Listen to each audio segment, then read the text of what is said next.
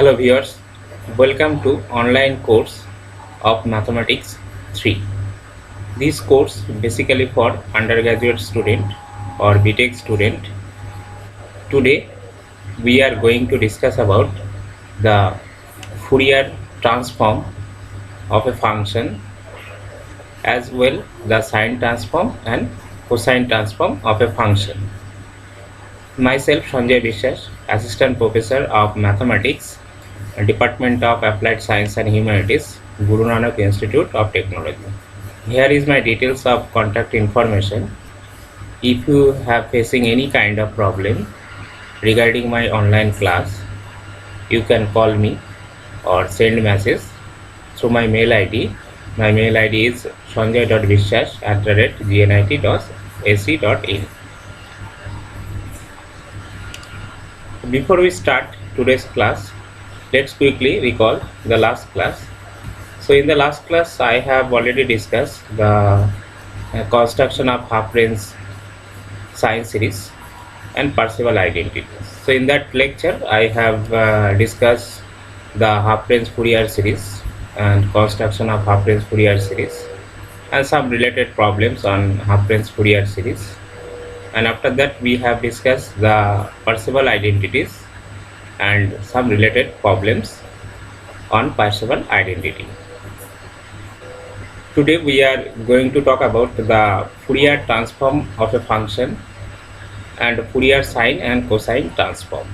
Okay, so this is my 17th lecture on Mathematics 3 and first lecture on Fourier transform. So in this lecture we will discuss about the Fourier integral formula, that means Fourier integral theorem. After that we will talk about the Fourier transform of a function and Fourier sine and cosine integral formula we will discuss in this chapter. Then we will study on Fourier cosine and sine transform, and then we will talk about the Fourier sine and cosine transform of elementary functions, and some related examples we will discuss in this lecture. First, we will begin with the introduction of Fourier transformation. In the previous chapter, we have seen that the function f of x satisfies the Dirichlet's condition on the interval minus t to plus t. So what is the Dirichlet's condition? So in the Dirichlet's condition, there are two properties. The first property is that the function f of x is defined in the interval minus t to plus t, and this interval divided into finite number of sub-interval, and each of these sub-interval the function f of x is either monotonic increasing or monotonic decreasing. And the second properties of Dirichlet's condition is that the function f of x has finite number of points of discontinuity, and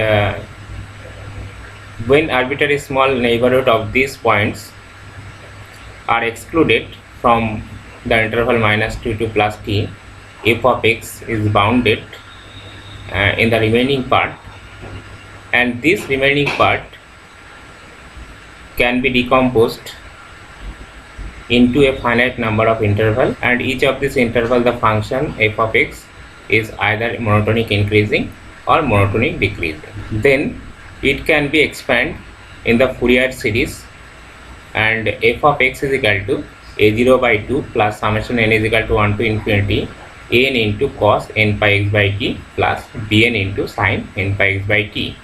So where a0, an and bn are the Fourier coefficient.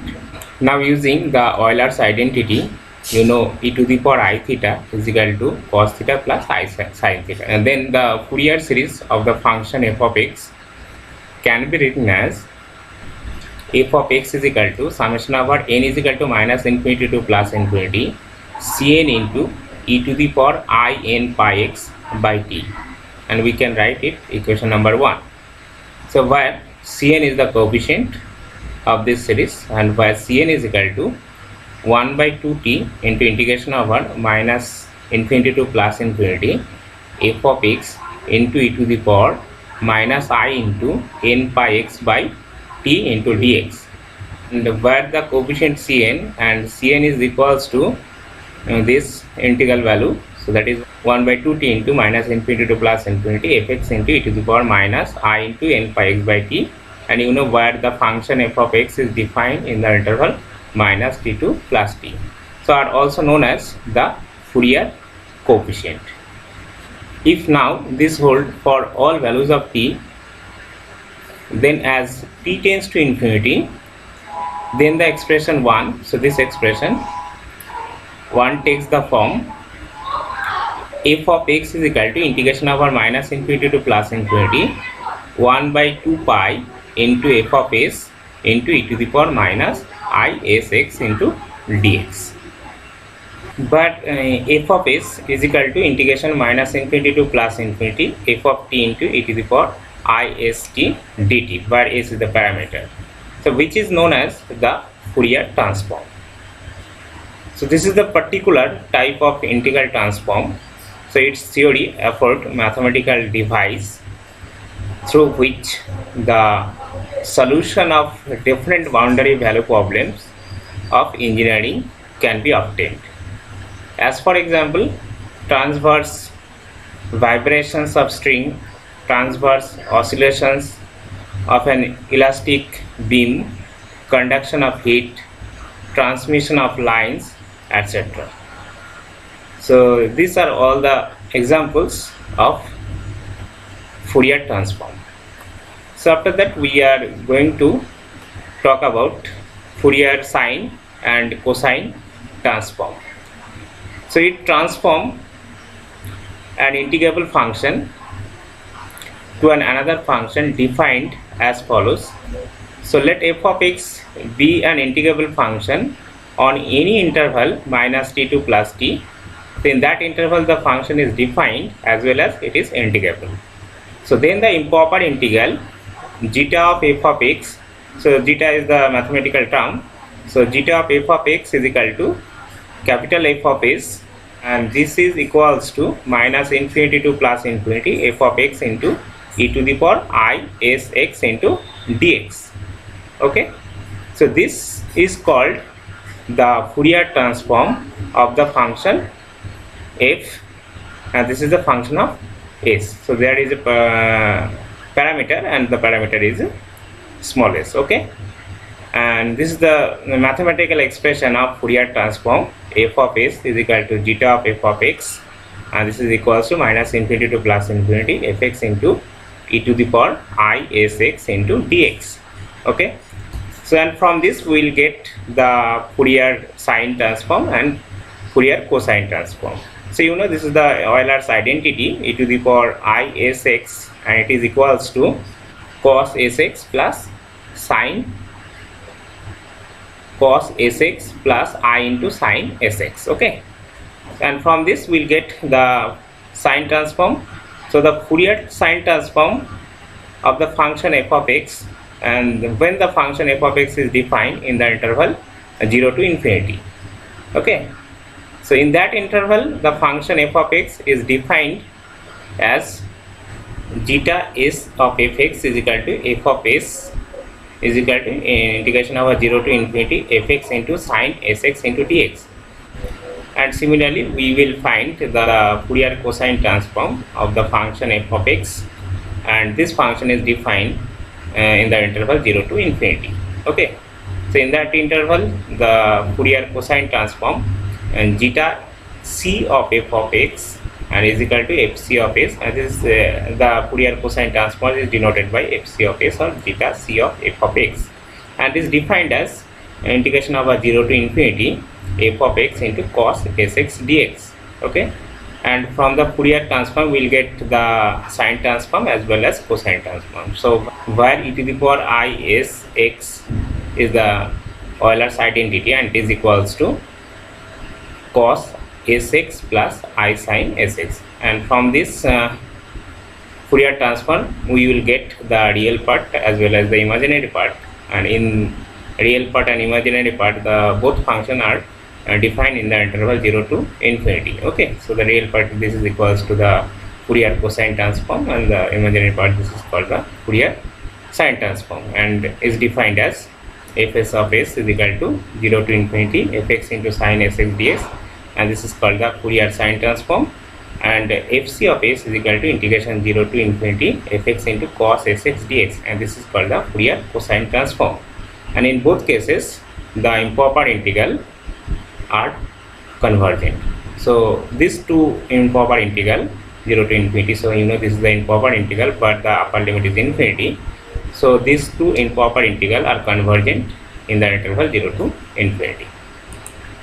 After that we are going to take some examples on Fourier sine and cosine transform. So here is the example. Let us consider the function f of x is equal to 1 in the interval -1 to +1 and 0 otherwise. So the Fourier transform, you know, f of s is equal to, this is the definition of Fourier transform, f of s is equal to integration over -infinity to +infinity fx into e to the power I sx into dx, where the function f of x is given and f of x is equal to 1 in the interval -1 to +1 and 0 otherwise. Okay, so this interval -infinity to +infinity is divided in 3 parts. So the first part is -infinity to -1, second part it will be -1 to +1, and third part it will be 1 to infinity. So this is the properties of definite integral. So if the function is defined and integrable sectionally or piecewise, and then this integral will be partwise continuous. Okay, so and it is defined as -infinity to -1, 0 into e to the power I sx into dx. So where f of x is equal to 0 in that interval -1 infinity to -1 plus integration over -1 to +1, 1 into e to the power I sx into dx. So in that interval the function f of x is equals to 1 plus 1 to infinity 0 into e to the power I sx into dx. So in that interval the functional value is 0, and this value is given in the following question. Okay, and from this integration the first integral value is 0, third integral value is 0, but the second one, and it is equals to -1 to +1, 1 into e to the power I sx into dx. So after integration we will get the value of this integration, and it will be e to the power I sx by is, where is is the constant term with the upper limit 1 and the lower limit -1. And after putting the value of upper limit and lower limit, it will get e to the power is minus e to the power -is by is. Okay, and from the Euler's identity, and this will give cos s plus I sin s, and second part it will give cos s minus I sin s, okay, by is. And after cancelling the term cos s from the numerator, and we'll get 2 into sin s by s. After cancelling the term I from numerator and denominator, we'll get this one. Okay, and for s is not equal to 0, and if we put s is equal to 0, then this integral value is undefined. Okay, so the Fourier transform f of s, and it will give the value 2 sin s by s for s not equal to 0. And when s is equal to 0, then the Fourier transform f of s, and it will be, you know, -1 to +1, 1 into, so in that interval the functional value is 1, and otherwise the functional value is 0. So integration over -1 to +1, 1 into e to the power 0 into x dx. Okay, and from this integration we'll get the value 2. So the Fourier transform of the function f of x is f of s is equal to 2 sin s by s for s not equals to 0, and f of s is equal to 2 for s is equal to 0. So this is the Fourier transform of the function f of x is equal to 1 when x is lies in the interval -1 to +1, and it is equal to 0 otherwise. After that we are going to take one more example on Fourier transform. This example basically on sine transform. So here is the example. Let us consider the function f of x, and f of x is equal to e to the power -x. So this is the exponential function, and this function is defined for x greater or equals to 0. So you know it's a sine transform if S of S. So this is the notation of the sine transform and is defined as Fs of S is equal to integration of a 0 to infinity fx into sine sx into dx. So you know for the sine transform and or cos transform, the function is defined in the interval 0 to infinity. So here the function f of x is given and f of x is equal to e to the power minus x. So after putting the function f of x is equal to e to the power minus x, so this improper integral will be 0 to infinity e to the power minus x into sine of sx into dx. So this is the improper integral. So from this we will take capital X as infinity. So therefore limit as x tends to infinity, so integral value is reduced to limit x tends to infinity integration of 0 to x e to the power minus x into sine sx dx. And I can write this equation number 1. So this is the improper integral where the lower limit is 0 and the upper limit is x, and where x is tends to infinity. Okay, now we consider capital I, and capital I is equal to integration of 0 to x e to the power minus x into sine sx dx. So this is the improper integral where the upper limit is infinity. Okay, so now we apply the integration by parts of this integration and we'll get where e to the power minus x is the first function and sine sx is the second function. Okay, and from this integration we'll get minus e to the power minus x into cos sx by x, where the integral value of sine sx is minus cos sx by x. Okay, and where upper limit is x and the lower limit is 0, minus integration of 0 to x, and derivative of e to the power minus x is minus of e to the power minus x, and integration of sine sx is cos sx by s with negative sign.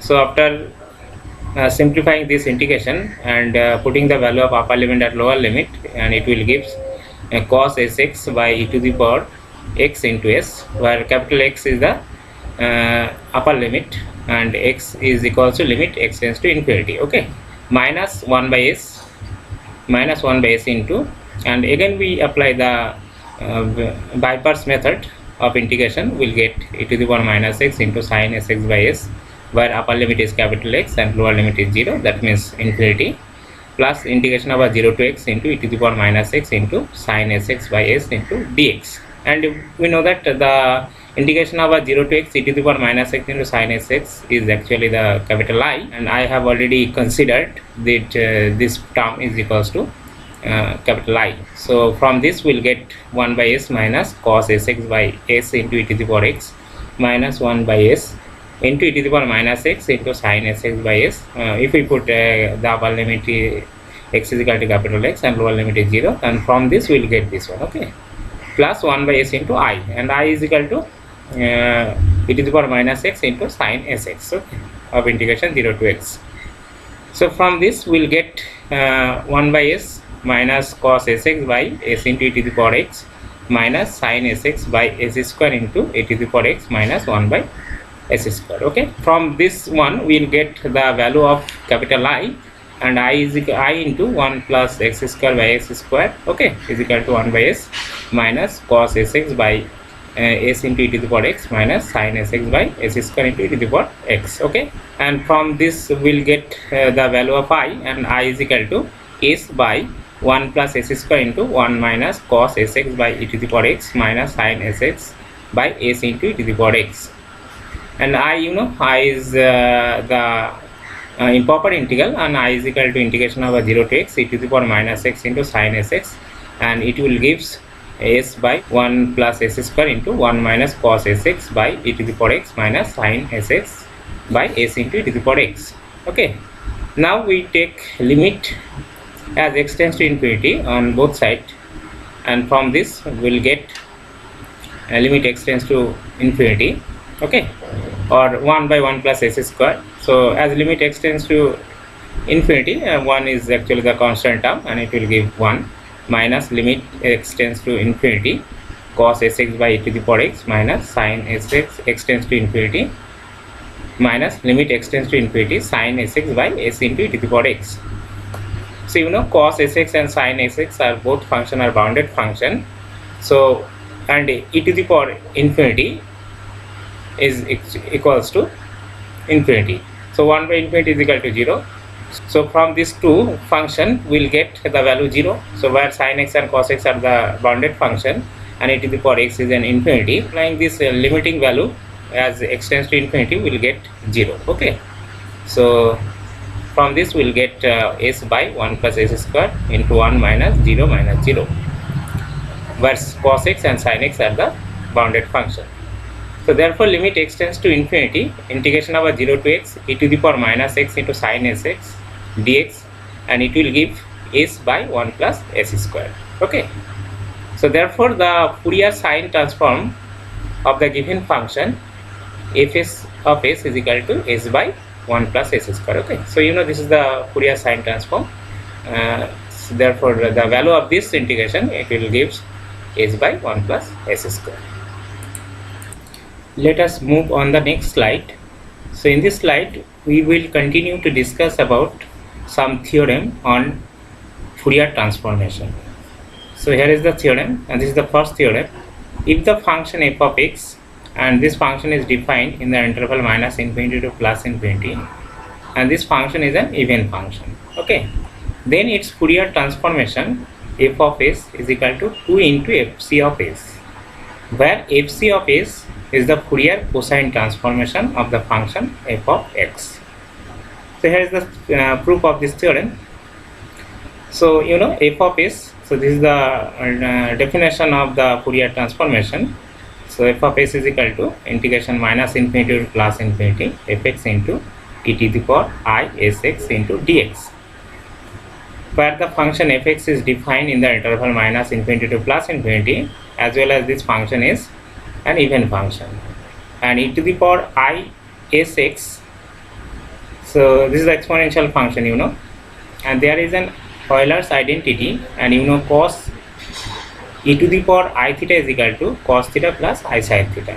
So therefore when we are therefore e to the power I sx is equal to cos sx plus I into sin sx when we apply the Euler's identity. Okay, and from this we'll get integration over minus infinity to plus infinity fx into cos sx plus I sin sx into dx.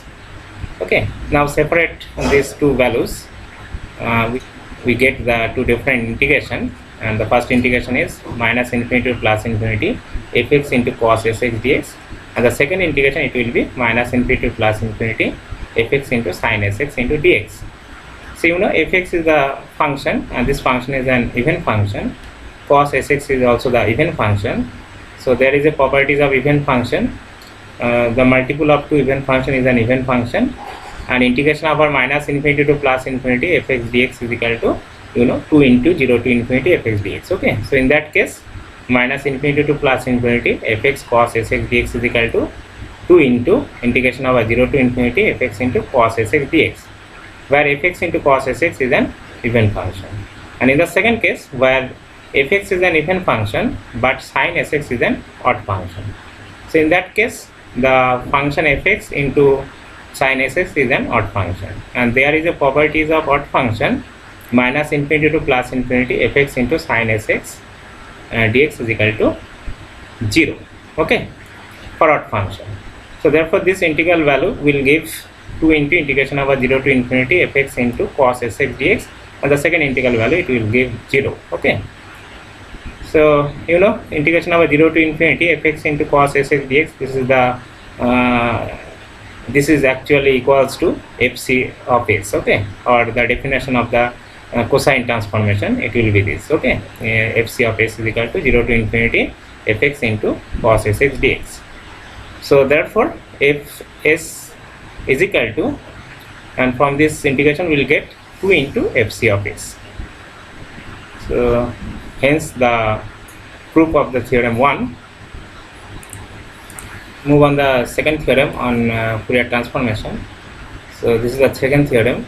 If the function f of x is defined in the interval minus infinity to plus infinity, and the function f of x is an odd function, okay, then the Fourier transformation fs is equal to 2i into fs of s. where fs of s is the Fourier sine transformation of the function f of x. Okay, so here is the proof. So fs is equals to integration minus infinity to plus infinity fx into e to the power I sx into dx. So I have already mentioned in the previous slide where e to the power I sx using the Euler's identity will get e to the power I sx is equal to cos sx plus I into sin sx. Okay, and fx is an odd function. So therefore this integral value will reduce to minus infinity to plus infinity fx into cos sx plus I into sin sx into dx. From this we'll get the true integration. So the first integration it will be minus infinity to plus infinity fx into cos sx dx, and the second integration it will be minus infinity to plus infinity fx into sin sx dx. So cos sx is an even function and fx is an odd function. So multiply even function and odd function and it will give the odd function. So there is a properties of odd function minus infinity to plus infinity fx into cos sx dx, and it should be 0. And minus infinity to plus infinity of even function. So fx is an odd function, sin sx is an odd function. So multiple of two odd function give even function. Okay. So minus infinity to plus infinity fx into sin sx dx will give 0 to infinity fx into sin sx. Okay, this is actually not cos sx, it is sin sx into dx. Okay, and from this we'll get, and this is the actually the definition of the sine transformation, and this is this is the basically the sine transformation. So from this we'll get fs is equal to 2 into I into fs of s. Okay, where fs of s is the sine transformation of the Fourier transformation. Okay, so hence the proof of the second theorem. Now we considered the examples related to the theorem 1 and theorem 2. So here is the problem: fx is equal to 1. So in the interval -1 to +1, and fx is equal to 0 otherwise. So the function f of x is an even function. So its Fourier transformation fs is equal to 2 into fc of s, applying the first theorem of Fourier transformation. So where the function f of x is an even function, then from theorem 1 fs is equal to 2 into fc of s, and fc of s is the Fourier cosine transformation. Okay, and from this we'll get the Fourier cosine transformation fc of s is equal to 1 by 2 into f of s. So its Fourier cosine transformation fc of s is equal to 1 by 2 into f of s, and f of s is equal to 2 sin s by s when s is not equal to 0. And I have already found this value of the Fourier transformation. Okay, and I have already found the Fourier transformation of f of x is equal to 1, and this is equals to 2 sin s by s for s not equals to 0, and is equal to 2 for s is equal to 0. And from this we'll get the Fourier cosine transformation, and it will be sin s by s for s not equal to 0, and this is equals to 1 for s is equal to 0, after applying the first theorem of Fourier transformation. After that we are going to find some transformation of some standard function. Okay, so the following function are treated as formulas. The Fourier transformation are fs is equal to root over of 2 pi into e to the power minus s square by 2 for the function fx is equal to e to the power minus x square by 2. And next the Fourier transformation fs is equal to 2a by a square plus s square for the function fx is equal to e to the power minus a into modulus of x. So for this function where the Fourier transformation is this. Okay, so that we get the Fourier transformation fs is equal to 2 sin s a by s for s not equals to 0, and this is equal to 2a for s is equal to 0 for the function fx is equal to 1. Okay, when x is less than modulus of x is less than 1, and this is equals to 0 when modulus of x is greater than 1. And after that we'll find the Fourier transformation. This is actually the Fourier sine transformation is equals to s by s square plus s square for the function fx is equal to e to the power minus ax where a greater than 0. And similarly we can find the Fourier cosine transformation fc of s, and it is equals to a by a square plus s square for the function fx is equal to e to the power minus ax where a greater than 0. So this is actually the Fourier sine transformation for this function, and for the same function we'll get the Fourier cosine transformation, and it will be fc of s is equal to a by a square plus s square. Okay, so these are the some standard function whose cosine transformation or sine transformation or the Fourier transformation are this. Okay, now we are going to find some standard transformation of the following function. So here the first one, fs is equal to root over 2 pi into e to the power minus s square by 2 for the function fx is equal to e to the power minus x square by 2. So here is the solution of this standard transformation. The Fourier transformation corresponding to the function fx is, this is the formula for the Fourier transformation. Okay, so this is equals to minus infinity to plus infinity fx into e to the power I s x into dx. This is the definition of the Fourier transformation. So now we put the function fx is equal to e to the power minus x square by 2, and from this we will get minus infinity to plus infinity e to the power minus x square by 2 into e to the power I s x into dx. And these two functions are the exponential function, and from this we will get e to the power minus x square plus 2is by 2 into dx. Then from this integration we will get e to the power minus x square minus 2isx by 2 dx, and from this we will get minus infinity to plus infinity e to the power minus x square minus 2isx plus is whole square plus s square. Okay, so from this we will get minus infinity to plus infinity e to the power minus x minus ix whole square plus s square. So s square by 2 is the function, and this is not a variable, so we take s square by 2 before the integration. We will get e to the power minus s square by 2 into integration minus infinity to plus infinity e to the power minus x minus I whole square by 2 into dx.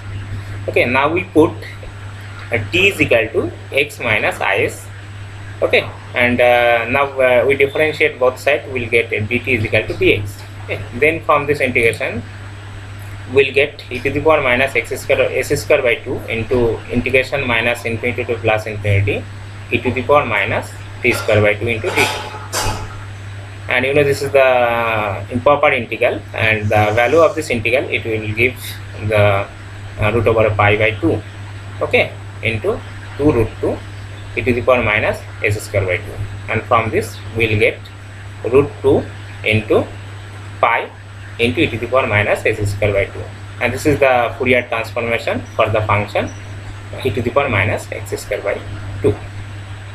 After that we are going to take one more standard notation, standard formula for Fourier transformation of the function f of x is equal to e to the power minus a into mod of x, and the Fourier transform of the function f of x is equal to e to the power minus a into mod x, and it will be 2a by a square plus s square. Okay, so here the Fourier transformation, and this function is an even function. So from the first theorem of Fourier transformation, fs is equal to 2 into fc of s, where fc of s is the Fourier cosine transformation. So from this we will get integration over 2 into integration over 0 to infinity e to the power minus a into mod of x into cos sx dx, where the function fx is an even function. Okay, so from this we will get 2 into integration over 0 to infinity e to the power minus ax. So this function is an even function, so modulus of x is actually the plus x in the interval 0 to infinity. So 2 into integration over 0 to infinity e to the power minus ax into cos sx into dx, and this integration is an improper integral. So here x is greater than 0 in the interval 0 to infinity. So from this we will get 2 into limit x tends to infinity 0 to x into e to the power minus ax into cos sx into dx. So now we consider I is equal to integration of 0 to x e to the power minus ax into cos sx dx. Okay, and now we apply the integration by parts of definite integral, and from this we will get where e to the power minus ax is the first function and cos sx is the second function, and from this we will get e to the power minus ax into integration of cos sx is sin sx by s, where the upper limit is x and lower limit is 0, and the second part, and it will be a by s into integration of 0 to x and integration of e to the power minus ax is equal to a minus a into e to the power minus ax, and this is the integration of cos ax, okay, sin sx by s. After that we will get from this integration sin sx by s into e to the power ax plus a by s into integration 0 to x e to the power minus ax into sin sx into dx. Okay, so again we apply the by parts method of definite integral, and first function is fixed, so applying the by parts method, and it will give sin sx by s into e to the power ax, and this function is fixed. Okay, and the second one will be changed after applying the by parts method, and it will be a by s into minus ax into cos sx by s, where upper limit is x and lower limit is 0, minus integration of 0 to x a into e to the power minus ax into cos sx by s into dx, where e to the power minus x is the first function and the sin sx is the second function.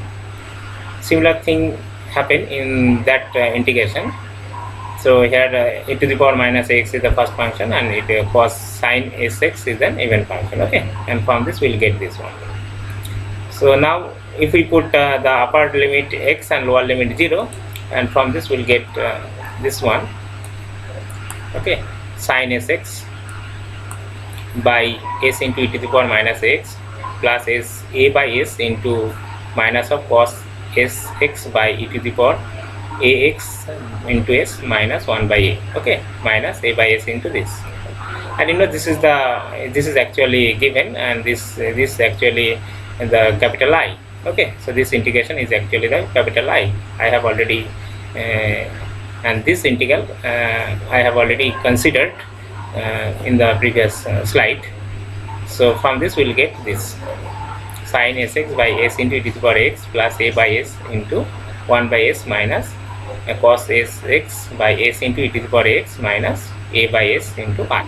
From this we will get the value of I, and the value of I, it will be s square by s square plus a square into sin sx by s into e to the power x plus a by s square minus a cos sx by s square into a e to the power ax. Okay, now taking limit x tends to infinity on both sides, and I is equal to integration 0 to x e to the power minus ax into cos sx dx. Okay, and from the above get limit x tends to infinity 0 to x e to the power minus ax into cos sx dx is equal to s square by s square plus a square, this is the fixed point, okay, the constant term, into limit x tends to infinity sin sx by s into e to the power x plus a by s square minus a into cos sx by s square into e to the power ax. Okay, so sin sx and cos sx both function are the bounded function and bounded by minus infinity to plus infinity. Okay,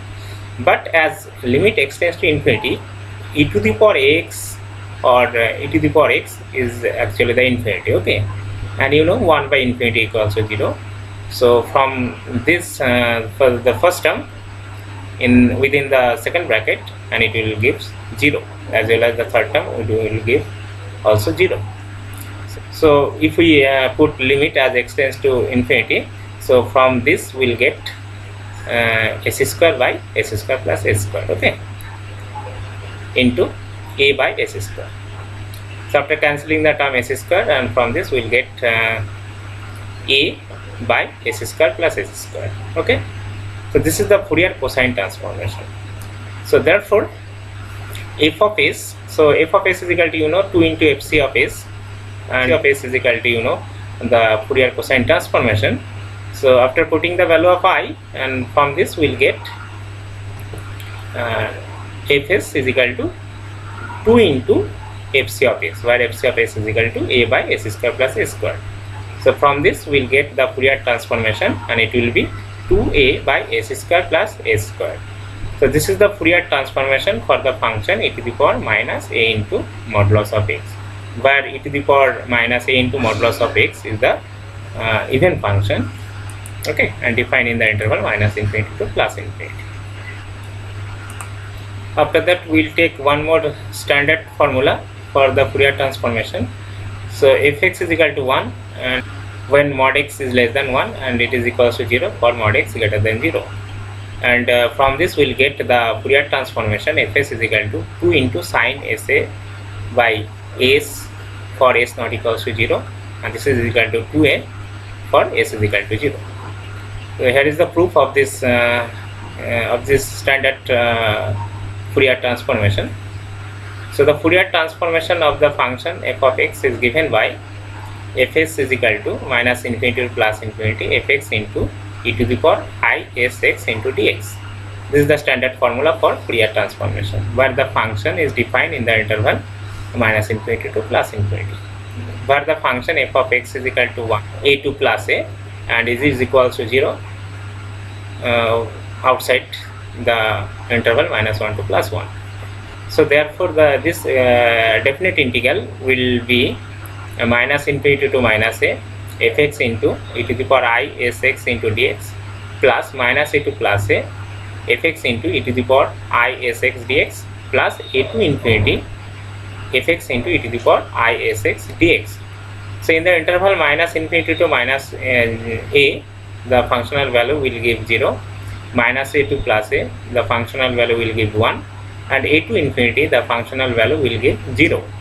So therefore the Fourier transformation will reduce to minus infinity to plus minus a 0 into e to the power I sx dx plus minus a to plus a 1 into e to the power I sx into dx plus a to infinity 0 into e to the power I sx into dx.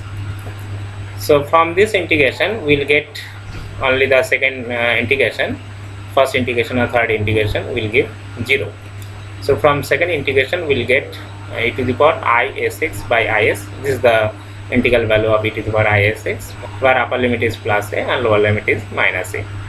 And after putting the value of all lower limit and upper limit, we will get 1 by is into e to the power is minus e to the power minus isa. Okay, and you know the Euler's identity, where e to the power I theta is equal to cos theta plus I sin theta. Okay, so applying the Euler's identity, we'll get cos sx plus I sin sx for e to the power I sx, and e to the power minus I sa is equal to cos sa minus I into sin sa. Okay, so after putting the value e to the power I sa and e to the power minus I sa, will get 2 into sin sa by s for s not equals to 0. And when we put s is equal to 0, then from this Fourier transformation, and it will give minus a to plus a e to the power 0 into dx. And but on the others interval, the value of the function are 0. Okay, so in that interval the value of the fx is 1. So if we put s is equal to 0, so in that interval the functional value will give e to the power 0 into dx, and from this we will get 2a. Okay, so when s is equal to 0, then the Fourier transformation fs is equal to 2a. Fs is equal to 2 sin sa by s for s not equals to 0, and this is equals to 2a for s is equal to 0.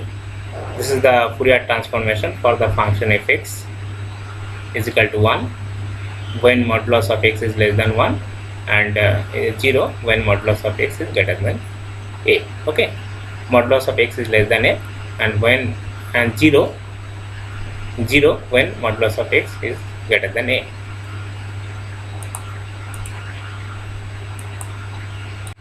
Let us move on the next slide.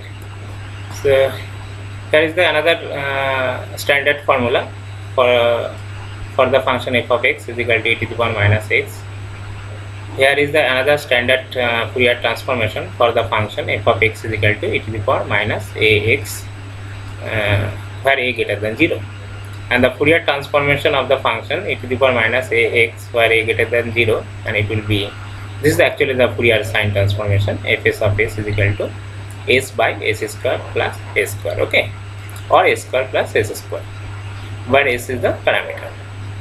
So the Fourier sine transformation of the function f of x, and you know this is the Fourier transformation, sine transformation, and is denoted by fs of s, and is defined as integration 0 to infinity fx into sine sx into dx, okay. So you know in that interval the function f of x is equal to e to the power minus ax. So now putting the value of fx, and from this integration we will get 0 to infinity e to the power minus ax into sine sx into dx, and this is the improper integral. So from this we will get limit x tends to infinity 0 to infinity e to the power minus ax into sine sx into dx, okay. And you know this is the improper integral where the upper limit is infinity. So from this we'll take, and from this we'll consider the integration I is equal to, and from this we consider the integration, this integration, and this is equal to say I, okay. So I is equal to integration of 0 to x e to the power minus ax into sine sx into dx. So, and this integration I have already mentioned in the previous slide, where and I have already mentioned in the previous slide how to solve this type of integration, okay. So applying the bypass method and doing integration, we'll get the value of I, and it will be, you know, s by s square plus s square into 1 minus cos sx by e to the power x minus sine sx by s into e to the power x. So I have already found this type of and I have already so I is equal to this. So from the given integration, therefore the Fourier sine transformation, and it will give a limit x tends to infinity s square by s square plus s square into 1 minus cos sx by e to the power x minus sine sx by s into e to the power x. So where cos sx and sine sx are both function are the bounded function, and if we put limit as x tends to infinity, then from second and third term it will give 0, okay. The lower part is the infinity in both cases, and the upper part as the bounded function. So the bounded by infinity is equals to 0. Similar thing will happen in the third part, okay. In the third part it will give 0 as x tends to infinity. So from this we will get s by s square plus s square, s by s square plus s square, since a is greater than 0. This is the Fourier sine transformation, and from this integration we will get the Fourier cosine transformation as well, and where the cosine transformation fc of s is equal to s by cosine transformation fc of s is equal to a by s square plus s square for a greater than 0. So from this we will get the Fourier sine transformation as well as Fourier cosine transformation, okay. So these two are the standard formula for Fourier transformation for the function f of x, where the Fourier sine transformation is s by s square plus s square, and Fourier cosine transformation is a by s square plus s square, and in both cases where a greater than 0. So I'll stop here. Thank you.